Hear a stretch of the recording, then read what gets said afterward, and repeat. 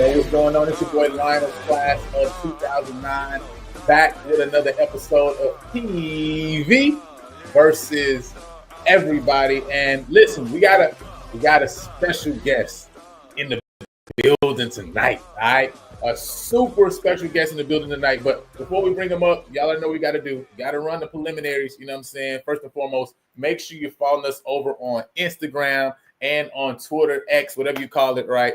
PV_versus_ everybody. We're on both platforms, man. So make sure you follow us on both places. We're definitely getting it in, especially over on X, man. So make sure you're checking us out for all of the content on both of those platforms. And if you have not done so yet, make sure you go ahead and like and subscribe to the channel. All right. Listen, we had a goal that we were seeking to reach, all right, before the spring game. And because of you guys out there, all right, we were able to hit it. 750 subs, man, and we were able to hit it. So PV Nation is growing here in PV versus everybody. So you know what that means? All right, we reach and accomplish one goal. We just set another. All right, we got to continue to move forward, continue to build. But first of all, shouts out to all of y'all. Shouts out to all the subscribers. Hey man, shouts out to all of those as well who are partnering with us through YouTube as well, man. So we're looking to continue to bring some great content for you guys. All revolved around PV athletics, you know what I'm saying? And so first and foremost, you know, if you did not watch this past Thursday, we already talked about it, man. You got to have yourself a home team. And so the home team came on, had some time to talk about some questions and answer some questions for you regarding, you know, buying and purchasing your own home. And so shouts out first and foremost to Jeff McKissick. All right, he's a PV alumni who's a Texas licensed loan officer with Fairway Independent Mortgage Company, and he'll guide you seamlessly through the home buying process. Many of us are unaware of our credit score or our true financial situation, but Jeff will help you develop a plan step by step to improve your financial standing, making your dream of owning a home achievable sooner than you think. See, he understands your financial situation may not be perfect, but listen, it's okay. The sooner you start the conversation is the sooner you two can solve problems like, you know, student loans and student debt, credit issues, right? So don't let the fear of achieving success hold you back from getting the home of your dream. perfect for your growing family or for hosting those PV watch parties, right? So get started now on taking the first steps towards your new home and taking the next big step in your life. Don't delay. Talk with Jeff today so you can be in your home tomorrow. All right. And he looks forward to talking with you soon. But listen, once you find the home, once you get that loan, right? And once I help you find the home that you want to purchase, man, you need to make sure that home is ready to go, because you don't want to walk into making such a big purchase without actually taking the time to actually find out if the home is safe for you and your family to live in. And so when you're thinking big about your home purchase and want a thorough assessment of your biggest investment, you owe it to yourself to contact Big. That's Blueprint Improvement Group. Big provides home inspections in the greater Houston area and is owned and operated by proud PV mechanical engineer Neil Harris. See, he has experienced inspectors who use advanced tools and techniques to assess every aspect of the property from the roof to the foundation. So visit thinkbig.com or text 713-259-0673 to book your home inspection. Support the home team that supports the team. All right. You know what I'm saying? And so like we say, man, it's the home team. But when we talk about the home team, all right, when we talking about the team, right? Listen, we can't go no further, you know what I mean, than talking about some of the guys that make up that team that you love and that you support. And man, tonight we got a special guest on, man. What's going on, man? Mr. Lucas Coley, how you doing, sir? I'm blessed. How are you? Oh man, listen, I'm doing good. I see you got the LC in the background. You already got it tagged. This tag is ready to go. You know what I mean? How has the spring just been for you so far? You know what I'm saying? I know obviously there's been a change, right? You know what I'm saying? A culture shift, I guess you can almost say, right? How has it just been, you know, for you? And just as you look at the team and kind of the impact that Coach Jackson has had so far since it's been just a couple months now. No doubt. So far, the spring. So going back in my background, I've been at Arkansas, I've been at U of H, and now I've been at Prairie View. Yeah. And the spring has been as productive as it was at Arkansas with, you know, Coach Jack at the helm. Not even just from a football standpoint, just from a school standpoint of making sure everybody's in class and where they're supposed to be. And if you're not, there's repercussions for it. Making sure everybody's doing what they're supposed to be and showing up 10 minutes early before every meeting, workout, etc. The strength and conditioning program, there's everything from the top down has been so precise and so timely that I feel like we're benefiting a lot from Coach Jack coming in the spring and just kind of getting to it. It's been amazing though. Nah, that's what's up, man. Hey, listen, you know, hearing about these times and stuff make me show up on to make sure I'm on time. Okay, you better like, be. I want Coach Jackson to hear and be like, "Hey, man, I can't give you no interview because I heard you wasn't on time." You know what I'm saying? Oh yeah, it's no joke. You don't want to be late with Coach Jack. I promise you. I promise. Man. Hey, listen, I am not. Listen, I ain't. Hey, you know, I've heard some things, but I'm just like, listen, I need to be on time for my meeting in case he show up there. Okay, that's all I'm saying. All right. I see Mr. Jordan, video makers in the building. Shouting out Lucas. Mr. Campbell's in the building as well. FAMU grad, right? You know what I'm saying? But supporter of all things HBCU. He said he just here to get intel.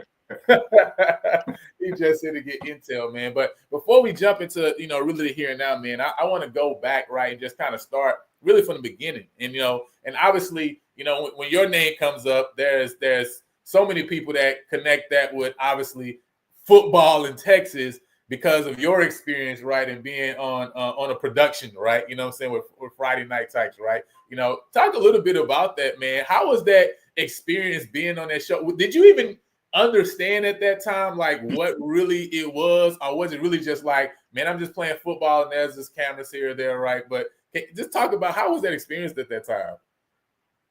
So the thing about my household, my big brother played football, my dad played ball, so I had to play ball. So I was playing ball. I wrote down on a piece of paper, my goal is to get to the league at 4 years old. And since 4 years old, I've moved in a way to propel me and get me in the right direction of reaching those goals. So like at a young age, like we were just playing football. Once Friday Night Types came about, we were just out there playing football, doing everything that we did on a normal basis. There was just cameras out there now. And we didn't understand quite how big Friday Night Types would be on Esquire Network, but it turned out to be like one of the biggest shows of 2010s. It was quite the experience, I'll be honest. It's been a blessing though, for sure. because it's granted me with, following to help me with NIL even at my old age of 21 now. So it's been a blessing though, for sure. No, that's really dope. And it's so crazy because you think 2010 is like, that's 15 years ago. Like that's a long time. It's almost now people think of Dion, right, and see kind of what he did with his show and the following, right? You look at some of the other things, that's going on production wise now where it's not even just NFL films or, even SEC network or whatever it may be. That wasn't necessarily something that you just saw everywhere, even just 15 years ago, right? And so it really was a huge thing to see. And obviously, just seeing people kind of where they go and where they matriculate off of the show is so dope. I remember when I was younger, there was this show that followed high school basketball in Chicago, right? Yeah. Some of those guys that came out from there, D Rose is one of those guys. So it was just so interesting, right? And seeing kind of how these guys matriculate. But you're right, it did create like a fandom and a following, right? You know what I'm saying? Sure. So that's obviously beneficial, for there. And so, talking about that, right, you still have to play real football, right? For sure. You had to play some real football. And so coming up, man, obviously playing your high school years over in San Antonio. Talk about Friday Night Lights, right? I know we got Friday Night Tykes, right? But you graduated and went to Friday Night Lights, where it's like, listen, I don't care what show you've been on, right? You know what I'm saying? I'm trying to get to a place. You trying to get to a place too. We trying to get these championships in. What was it like playing Friday night under the Friday Night Lights, man, in Texas football? Ain't nothing like it. I try to tell everybody. I got a bunch of friends from Georgia, Cali, Florida, everything. I try and tell them like nothing like Texas football. You go out there, you see D1 players that you're going against every single Friday. It doesn't matter if they're at a great school or a terrible school. There's always great players on the field at all times. Yeah. It's just everything in between that is the difference maker on Fridays in Texas. So my sophomore year, I was at Judson High School. Judson is one of the top 10 high schools in Texas history. A bunch of championships, winning culture, etc. And we went all the way to the semifinals. We lost to Garrett Wilson in Lake Travis, where Garrett had 3 touchdown game. He beat us himself pretty much. Like, it's just crazy the type of guys that you'll see on a weekly basis. Yeah. Even going up to Cornerstone, I went to Cornerstone my junior and senior year of high school, and we go play Austin LBJ. We beat them actually. And on the field, it's Latrell McCutcheon, starting corner at UH. He's going to go to the league next year. Andrew Makuba, top 2 safeties in the draft this year. It's just honestly amazing that you got the opportunity in Texas to play great competition every week, because I feel like iron sharpens iron at the end of the day. That is good. I mean, just the names and just the type of products that come out, is really crazy. And some, I know California, you always hear a lot of noise from over in that way, but it's like, hey, listen, man, it's different when you kind of just ain't going around the state recruiting boys, you know what I'm saying? And just playing with what's in your area. And so, yeah, man, pound for pound, man, Texas is definitely, one of them ones. I always say. Now, I'm originally from Louisiana, so I do have to say, listen, we ain't got but 4 million people, but we got a couple there too. You know what I'm saying? Not as much as Texas, but we got a couple of them ones. We got a couple of them ones.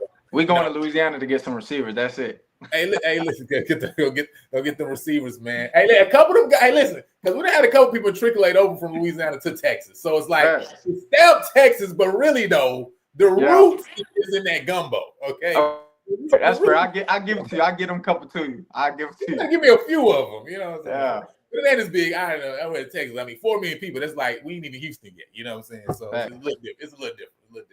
Right. But talking about going from Justin to Cornerstone, man, and then what was the recruiting process for you like back in 2010? Obviously now it's vastly different, right? With just the NIL that's going on, and now even for high school players in certain states, right?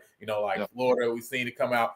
So it's a lot different now. But what was that experience like of being recruited back at that time? Having these big schools like Arkansas, even the Vandy's, right? Calling, at that time. And how did you come to the decision to say, hey, man, Arkansas is the place for me when you first were signing out of high school? Recruiting was amazing, honestly. My sophomore year, I think I had maybe 3 to 8 offers after leaving my sophomore year. There was a great coaching staff at Cornerstone that I really wanted to be a part of. One of my close friends, Jordan Morgan, who went to Iowa State, had transferred over there and told me like, bro, they're developing me. I'm building the weight room, the class, knowledge of the game. So I'm like, I kind of want to be a part of that. So I made that move to Cornerstone. Recruiting shot up. I had an amazing junior year. I think I ended junior year with like 30-something offers. But recruiting was amazing. Just being on the phone with guys like Jeff Banks of Alabama, Dabo Sweeney at Clemson, like the list goes on. Being on the phone with guys like that was truly eye-opening, just how big football is and how much like hard work can translate into results in a way. Yes. Because a lot of the time, like especially in recruiting, before you get that, like the way it works is a lot of people are scared to throw that first offer at a kid because A, they want to keep them hidden and that's their recruit, or B, they just don't know like if they want to be the guy to give him his first offer and be wrong. So recruiting was amazing. I got my first offer. Shout out Coach Looney, rest in peace. That's my dog. He was recruiting me since 8th grade when he was at Mississippi State. I could probably say that now without getting him in trouble. But I was getting recruited since 8th grade. I got my first offer after freshman going into sophomore year. And everything just took off, honestly. But I feel like what made me choose Arkansas, because if you sit back and remember, I was getting recruited in the middle of COVID. So I had 0 official visits. You're right. So I had 0. So prior to Coach Pittman, Coach Briles, Coach Odom, and all of them being at Arkansas, it was Chad Morris and that staff. And Chad Morris was already previously recruiting me at Arkansas as a sophomore going into my junior year. So I'd already took a visit up there, and I was familiar with campus. Gotcha. I was familiar with guys like Mike Woods, who's in the NFL, Rakeem Boyd, who played for a little bit, Traylon Burks, who's in the league, first rounder. I was familiar with guys like that because I'd been recruited there. So when it came to commitment time, I was debating between a bunch of schools. I've been there in Arkansas. It's the SEC. They're coming off a real good season with a great veteran quarterback that I can go in and learn from, or I can go somewhere where I really don't know too much and I've never been out there and I've never shook a coach's hand in person and met him. Yeah. And Kendall Briles, you know the reputation that comes with that. Amazing OC, brainiac of the game. Unique system, unique play style, and play calling. So it really was a no-brainer out of high school. I loved Arkansas. I still have love for Arkansas. So that's kind of ultimately what led me there. Gotcha. So being that personability, you know what I mean, like really making a connection with individuals, and I think now with the area where you got the ability to reach out so quick through Twitter, and Instagram. I think that get lost a lot of times, you know what I'm saying, of like how important it is to still be able to like look somebody in their face, shake their hand, right? Build real quality relationships. Do you think that's something that is still important to student athletes right now? Because I hear it that we don't need to do all that, right? Because hey, I'm gonna just shoot 30 offers, right? You know what I'm saying? And I can be able to pick something up, right? But how important is it to actually still have that real world relationship? I think it's very important personally, especially at my position, quarterback. Because the position I am in, like a leader of the team, I have to have the trust of my offensive coordinator. I have to have the trust of the DC so he can go out there and play aggressive and play however he wants because he knows I'm going to handle the football. And then most importantly, I have to have the trust of the head coach, in this case, Coach Jack, and give him like undoubtedly confidence in me. So I think that relationship is very important. The biggest thing, so like with college football now and the whole landscape changing, it's becoming more business-like. So with NIL being introduced into the picture, a lot of people are only going places for the dollar signs, and you've seen it work and you've seen it not work. Now you can still go somewhere for the dollar signs and maintain an amazing relationship, and I think it's just a matter of finding that balance, to be honest. Yeah, no, that's big, man. That's big. So obviously, went out to Arkansas, man. You talked about the connections you had out there. What would you say if you had to talk about, man, something you learned? And again, this could be on the field, this could be off the field, right? What was the biggest lesson you feel like you learned during that time at Arkansas that you took with you now when you were about to go over and make the transition to the University of Houston? That's a great question. Yeah, just one. Give me the. I know there's probably a couple you could probably think of, right? But give me what do you think is that one that really was at the top of the list? I would say be process driven. not results driven. When I got to college, I had just turned 17 because I skipped a grade and early enrolled. So I just turned 17 2 months before getting there. And it was really a shock. So you go from being the guy, being a high recruit, to being third on the depth chart off the bat as a true freshman. Yeah. So instead of, as a 17-year-old putting your head down, going to work, not saying too much, I walked in there as a leader, maybe a little too early because I expected myself to play as a freshman. That was a goal I had for myself. So that's how I approached everything every day. But where I messed up was getting emotional and maybe a little bit immature in my young college days of not understanding that like it's process driven. Because I remember Coach Browse, like I had a really good relationship with him early on, and even now. So I asked him like, hey, what do I need to do to play as a freshman? And mind you, this is after KJ Jefferson just had an amazing year. So there's no reason that he should be looking at me in a way to come take his job. You know what I mean? And now I understand that. But in my head, as an immature freshman, I want these results. I want to be the freshman SEC Player of the Year. I want to do all these amazing things. But maybe I hadn't put the work in yet. Maybe I hadn't earned that yet, looking back on it.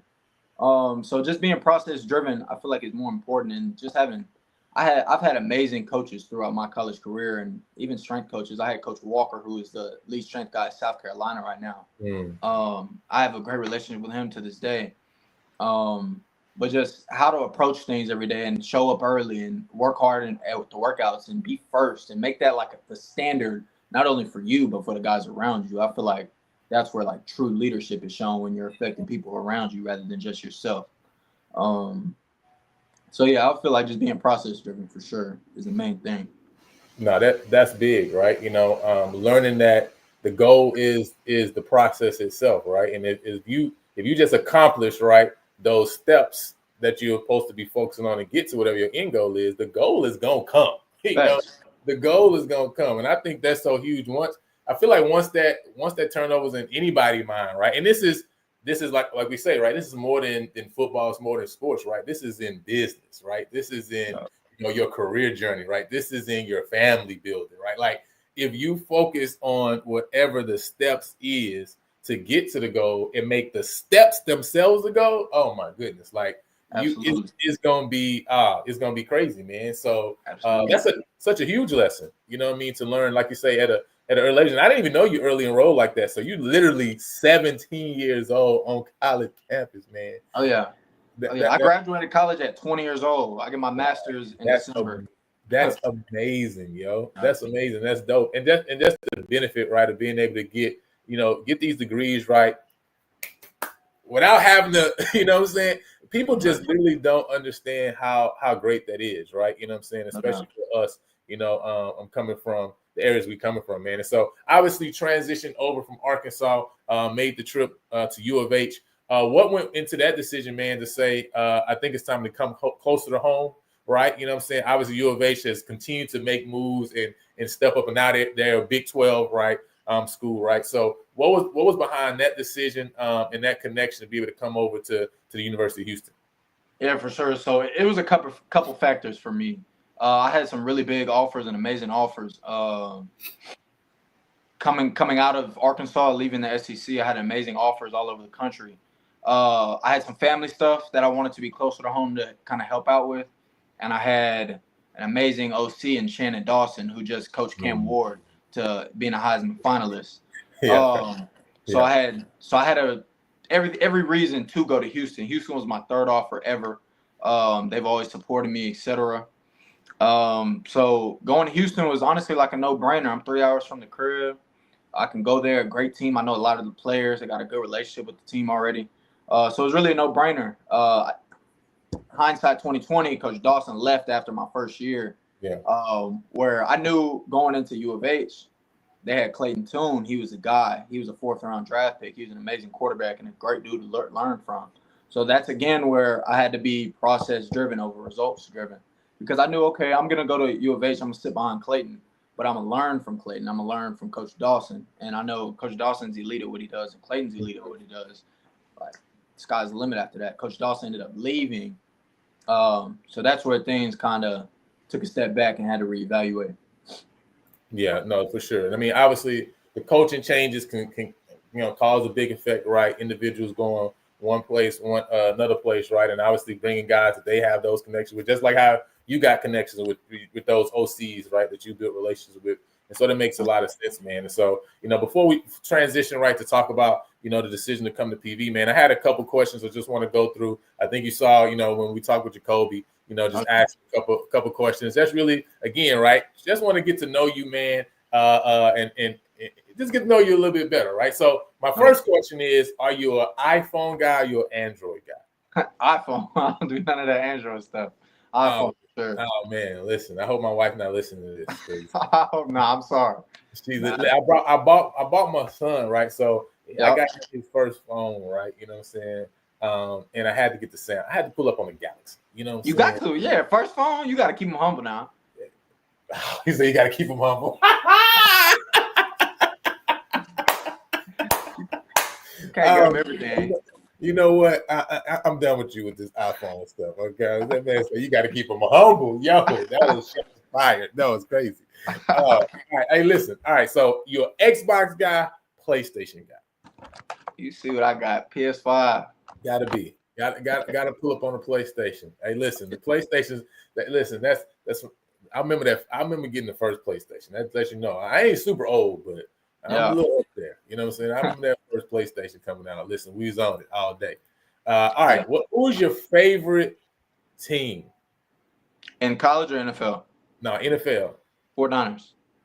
San Francisco. Of course. How are you a San Francisco guy all the way from Texas? My whole family's from the Bay except me. Okay. So it was just in the blood. It's in the blood, yeah. My family diehard Niners. Oh, okay. All right, okay. 49ers. Listen, that's one right there. I wasn't expecting the 49ers. Now, favorite player of all time. It's all time, right? Not just right now, right? We're talking about all time. I'm gonna go Tom Brady. It might be cliche. Tom Brady, everything from he approached the game to no trouble off the field to winning, leading, dominating, embarrassing people on the football field. I feel like how he approached the game it's the supreme level that you can do it. You ain't lied, right? I mean, he just showed it, and being able to bounce over to Tampa Bay, right, and do it there. Obviously, it just honestly just really solidified him being him, right? You know what I mean? So yeah, Tom, you can't say nothing about that, right? Now, if I had to say who you think is the best athlete ever. So now we're talking about any sport.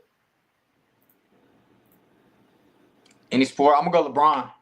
LeBron? I gotta go LeBron. Over MJ? Of course. He's 40 years old, getting triple doubles, leading a team, dominating. And he about to get another ring this year. Mark my words. You've seen it here first. That's fine. Hey, so I remember I had this debate with my friend all the time. I tell him, hey, listen, you gotta think a lot of people that's coming up right now, they ain't never even seen Jordan play. Jordan is like talking about like Havlicek or like like bro, them boys ain't seen him play, but they seen LeBron. They still seen LeBron. After a while, boys is going. Even if some people holding the MJ, this younger generation, bro, look at what LeBron's still doing. Like, it makes sense, right? So hopefully he understands a little bit better. But yeah, LeBron's my guy. So, who do you say you model your game after? If you had to name a player, one player, you can go multiple if you want to. When I'm watching tape of the NFL and like trying to learn things that put them at an elite level, I watch a lot of Pat Mahomes. I've been watching a lot of CJ Stroud recently because his footwork in the pocket is phenomenal. And that's one of my big stepping stones this offseason. And Matt Stafford. Matt Stafford is one of the toughest guys in the NFL, hands down. So those are probably the top three for sure. I like it. Like putting it all together, grabbing a piece from each person. Yeah. Hey, listen, that pocket presence is super important. That toughness is super important, right? You know what I'm saying? So you got to be able to put it all together, man. Now, when you talk about getting ready for a game, everybody has different things they like to do in the pregame. What are some of the things in your pregame routine that you always like, hey, I gotta always do this before getting ready for a game? Absolutely. So as we show up to the facility, I got my headphones on. I'm really chilling now. It's more gospel, elevation worship, that type of vibe. I'm really not trying to get too amped up, too turned up. I'm really just cool, calm, and collected in my head with my headset on, walking in, go in there, put on my pregame warm-up suit, and I'm on the field, and I enter the field no matter what field it is, and I go clockwise around the field. I touch off at every pylon for the most part, unless they're not down yet. I get a prayer in. I like to stretch, and then I like to go back to my roots. I've been training with Yale Vanoy, quarterback coach, since I was 10 years old. And I go through that specific quarterback warm-up routine, and I just keep everything like I do daily in practice, and I just try and be super consistent. I never try and do too much, never try and do too little. You know what I mean? I want to be warm, but I don't want to overdo it.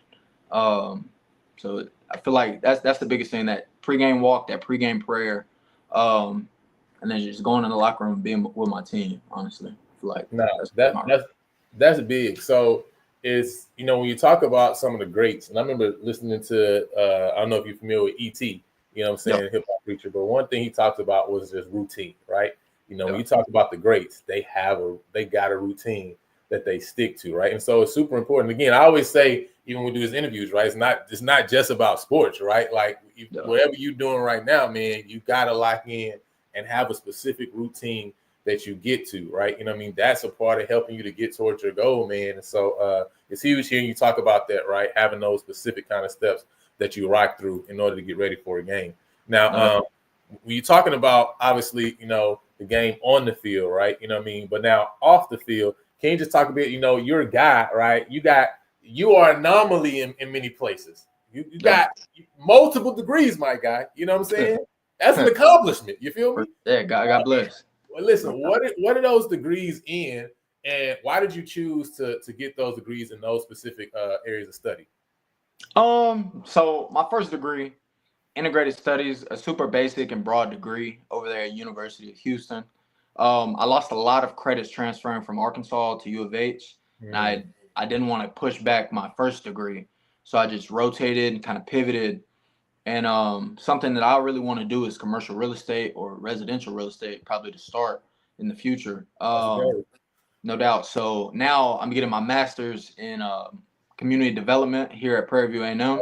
Yes. And I've knocked out 2 real estate courses already. Promulgated forms and one other one.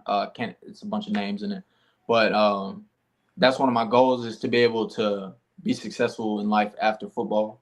So those are my degrees. Oh man, that's dope. Hey, you already know. Listen, this is a real estate channel. You feel me? I don't know if you saw it the other day. Obviously, we did the Q&A. A couple of our sponsors obviously integrated in the real estate field. We got a couple more. My guy Zay, who always on the channel, big in the commercial real estate as well. Big supporter of PV Athletics. So, we listen, we get with the land and the house commercial around here. You feel Absolutely. me? You got to. That's where the money at, huh? Oh, listen, I love it. I love it, man. I'm happy you in that thing, man. I see Miss Deborah in the building showing love, saying the law of contracts. Yeah, listen, promulgated forms. Hey, I call it learning how not to get sued. Okay, that's what I call it when we talk about the promulgated forms. All right, listen. Let the lawyers do their job, you do your job, right?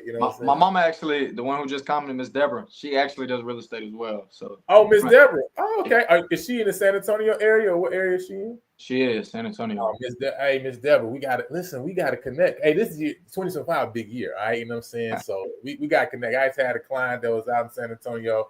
I referred out before too. So we need to chop it up for sure. You know what I'm saying. So we're building an empire around here.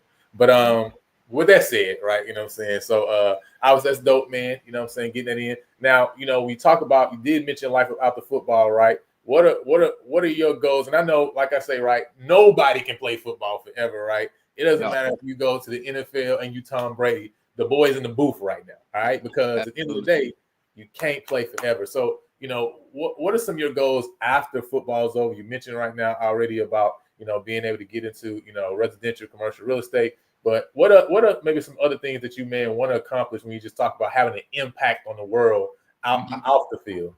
Yeah. So as we've spoken about off camera, I've been getting really close with Jesus Christ lately. I just wrote a paper on this actually for a class, a quick discussion response about purpose.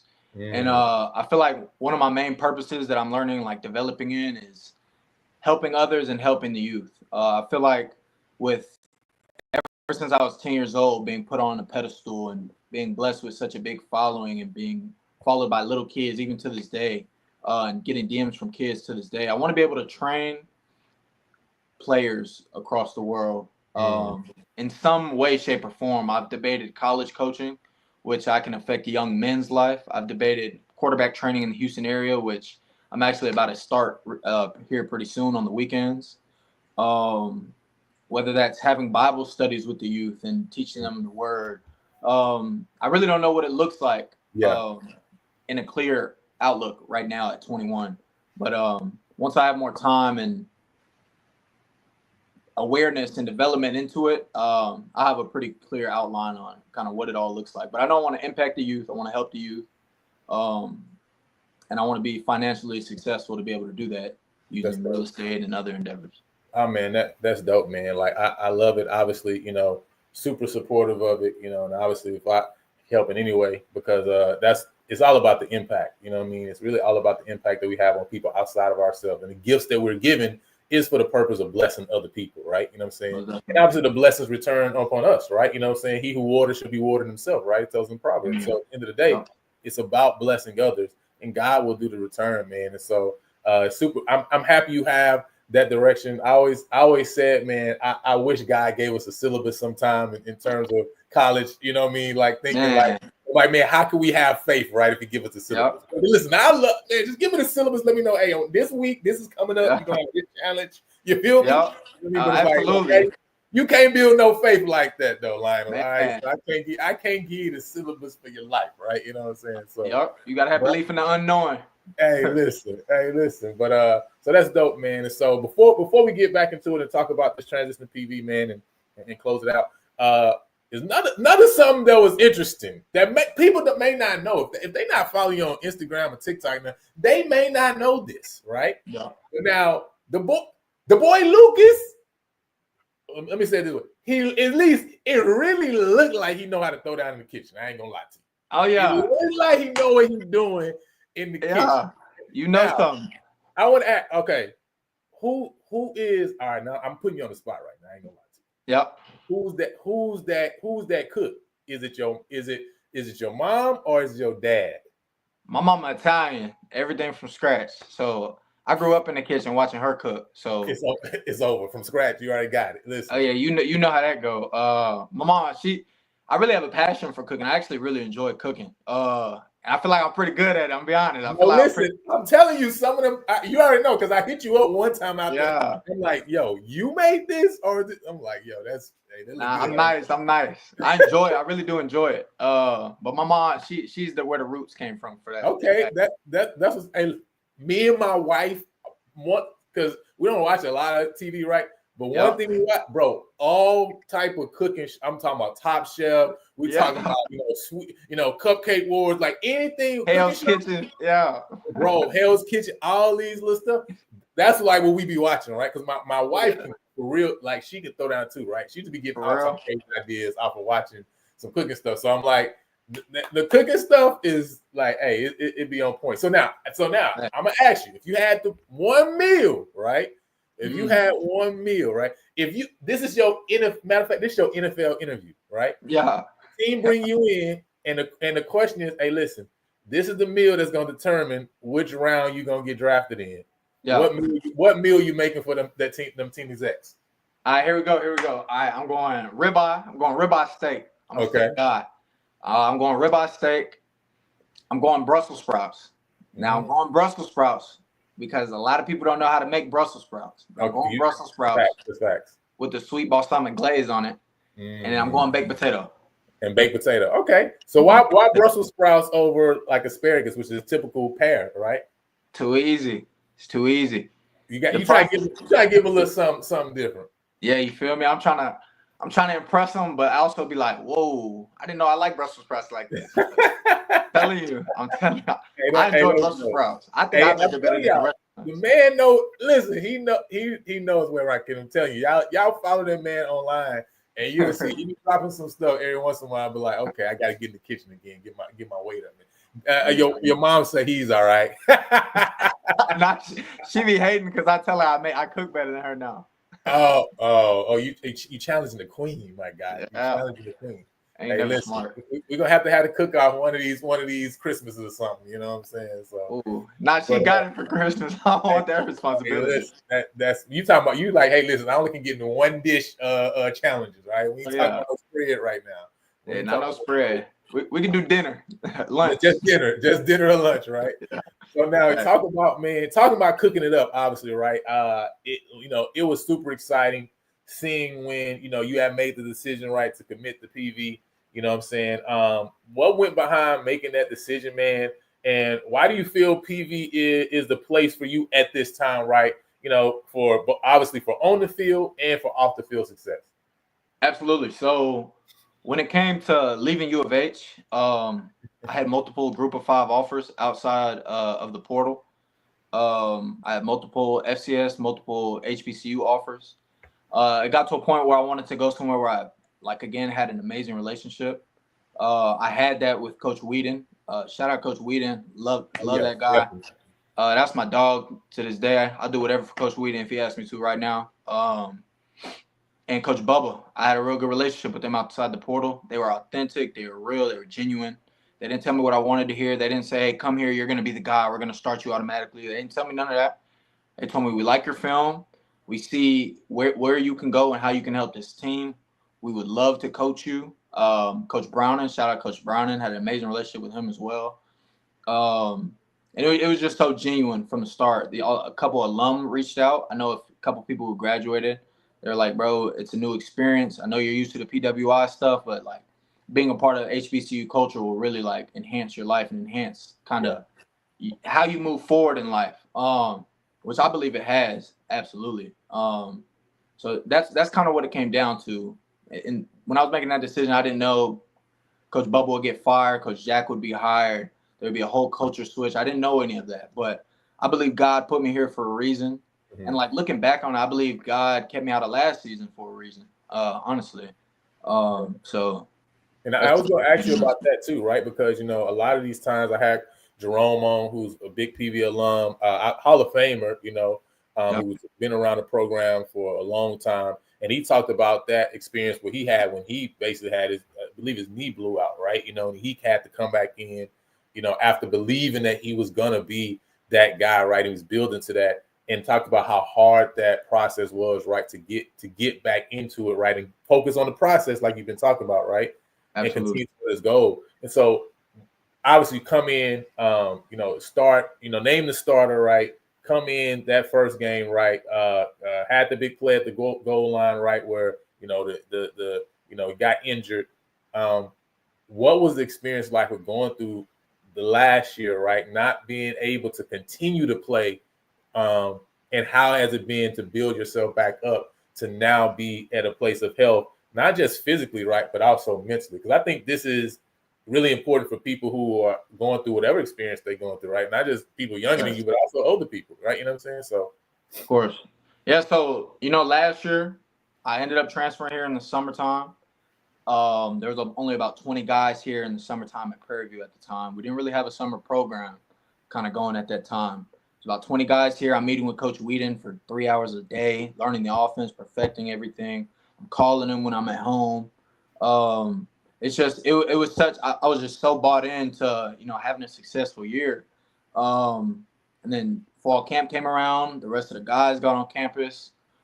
Me and a bunch of great quarterbacks compete for the job. God willing, I won that battle going into week 1. And the second play of the game, it's my first real, like I played at U of H. I had a couple meaningful snaps over there, but it's my first job where like, this is my job. I'm starting the season as the guy. And I don't think I was ready for it. If I'm going to be honest with you, I think I was reliant too much on myself at the time. So going into week 1, I'm excited. I'm amped up. We go in the second play of the game. I step up in the pocket.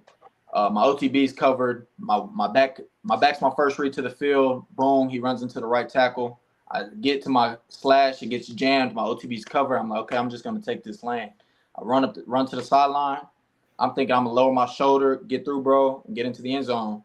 My shoulder separated, popped out, AC, like high grade AC sprain, kept me out for the remainder of the season. At the time, I didn't know that it was going to be that long. Yeah. They told me 4 to 6 weeks, but by week 2, I couldn't even lift my arm to here. So like going through last season, I'm attacking treatment every single day. Like I'm coming back and I'm ready to play. I'm attacking treatment every day. Like I want to play this week. That's how I'm going into treatment. That was kind of my mindset. And it got to a point we start really struggling as a team. And we lost a few meaningful games, including that one week 1, which I'm still sick about. We're gonna fix that. Promise that. We lost a few meaningful games, and it got to a point week 6 came around. I'm still nowhere near healthy. And with the medical redshirt rules, if you play after week 6, you lose your year. So in my head, I'm like, okay, like I prayed on it heavy, and I tried to come back. I was still going to treatment. I was still ready to come back in the season, and my healing process, like it just never got to that point where CJ was gonna say you're cleared to play. It just never got to that point during last season, because it was actually pretty bad. But like you said, the process after that, this offseason, I've been working with Coach Moore, amazing strength coach, by the way. Shout out Coach Moore. And I just benched 225 10 times the other day.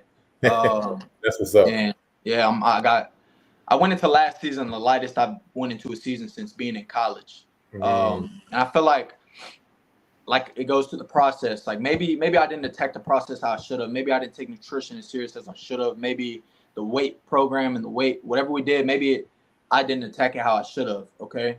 So now I'm going into a season of my life where I won't have no excuses for if it doesn't work out. I won't have a single excuse. I won't have no ifs, ands, or buts. I'm attacking it because it's really Christ, and this is like my main focus right now. Yes. So I'm attacking the weight room every day with Coach Moore, attacking film with Coach Buck, attacking practice with the team, attacking team bonding outside the building.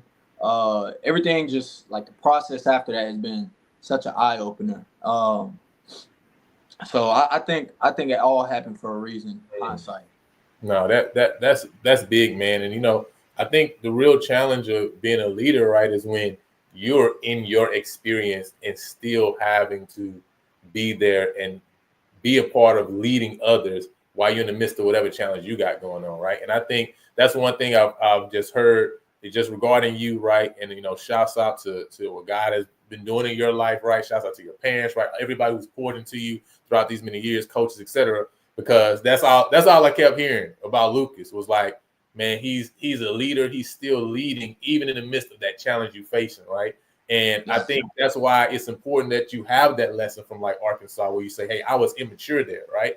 Because this experience there may have been different, you know what I mean? But learning each of these lessons helps you to be able to do what you were able to do this past season, man, and still be there for the team, be there for the coaches in general, just be there for the PV community at large, right? You know what I mean? So, man, I'm just hoping that you are such successful, man, in all the things that you do and everything that you touch, right?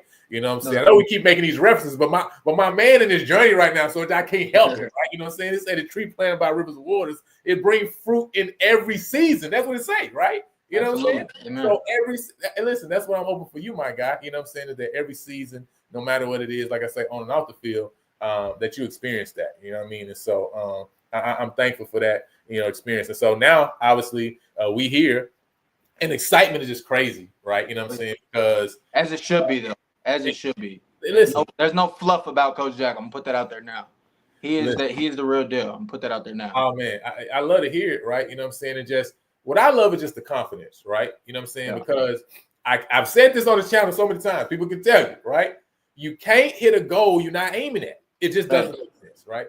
You never hit a goal you don't aim at. That's not how life works, right?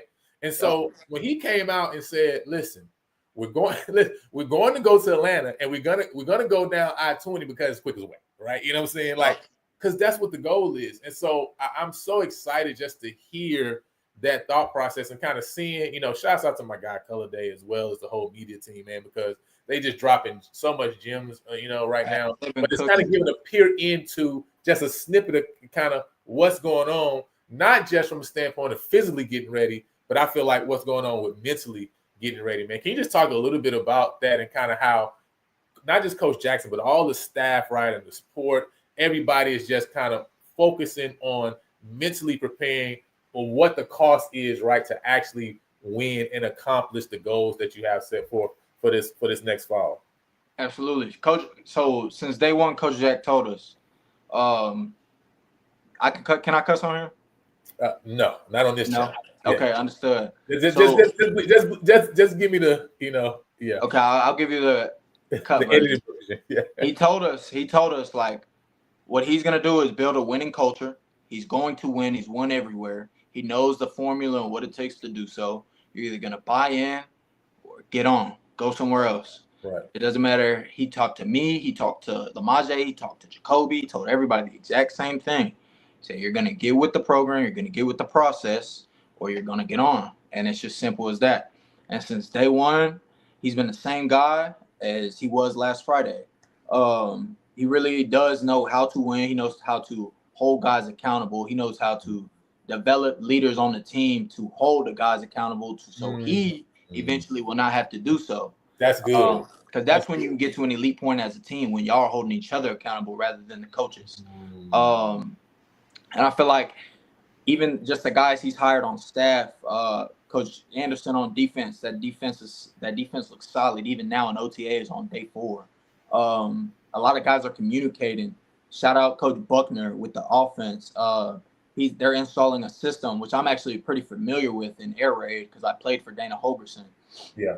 So they're installing an amazing system that has answers for everything, that has outlets that utilizes players to the best of their ability. They're recruiting that at a high rate. And they're not lying to kids at all. They're telling them exactly how it is, what to expect when you get here. And they're just so authentic, so genuine, and how you see them on social media or how you see them out in public is exactly who they are behind closed doors, but maybe even a little tougher than that. If you think they're tough on social media, come to a Thursday workout after you have to go to accountability school. I promise you that's the last time you'll go. I'm serious. Everything is super militant with them. Coach Jack's a bruh. Yeah. A bunch of the staff are bros. Coach Early's a noob. So they have that background of discipline and a certain culture that comes with family and just a bond, if that makes sense. Yeah. I feel like they translate all of that into what it takes to, streamline a football team and get everybody on the same wavelength, pretty much. Nah, that's big, man. And I love when you talk about, building a team to where the accountability won't just have to come from the staff, but it starts coming from the leadership and the players themselves, right? Because when you get to that point, man, that's when you're really solid, right? When the culture is set by the players themselves, and that's huge, man. So it's super excited to hear that that's the direction that the team is heading in, and I'm just excited in general because, man, I just want to continue to beat that drum because you got to aim high, man. You know what I'm saying? Jordan say what? You miss 100% of shots you don't take, right? You know what I'm saying? And listen, you listen. The reason people accomplish little, and again, like I keep saying, it's not just about football; it's about life, right? The reason you accomplish little is because you attempt little. You know what I'm saying? Sure.